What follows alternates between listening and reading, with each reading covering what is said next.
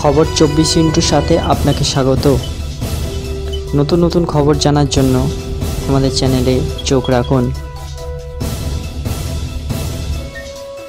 নমস্কার, খবর 24 সাথে আপনাদের স্বাগত। দর্শক, মেটাস্ট্যাটিক রোগে আক্রান্ত ক্যান্সার রোগীদের অর্ধেকেরও বেশি ফুসফুসের মেটাস্টেসিস তৈরি হয়।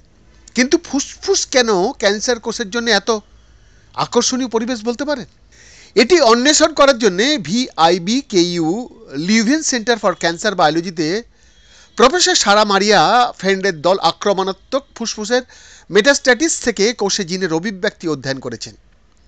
তাদের গবেষণা একটা বিকল্প অনুবাদ প্রোগ্রামের উপস্থিতি প্রকাশ করেছে এবং এটি প্রক্রিয়ার একটি পরিবর্তনকে বোঝায় যার মাধ্যমে জিনগত তথ্য প্রোটিন তৈরি করতে ব্যবহৃত হয়।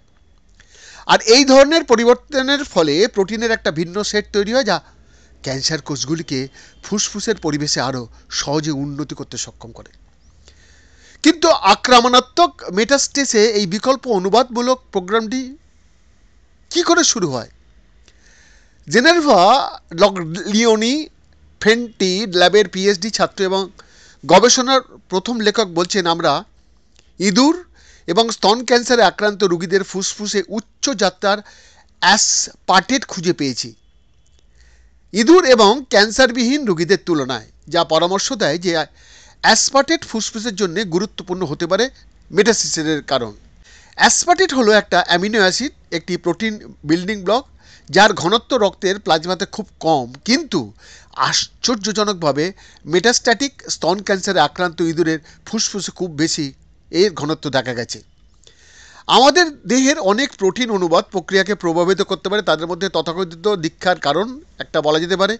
এরকম একটি সূচনা ফ্যাক্টর হলো EIF5, যা অনুবাদকে কিক স্টার্ট করে ফুসফুসের মেটাস্টেসের মধ্যে ক্যান্সার কোষের কোষগুলিতে।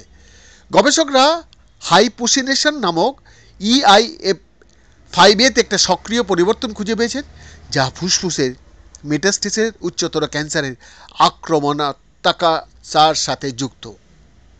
তার মানে আগামী দিনে আমরা ফুসফুসের ক্যান্সারও জিতে মানুষকে বাঁচাতে পারবো। বৈদ্যনাথ দাসের রিপোর্ট, খবর 24/7।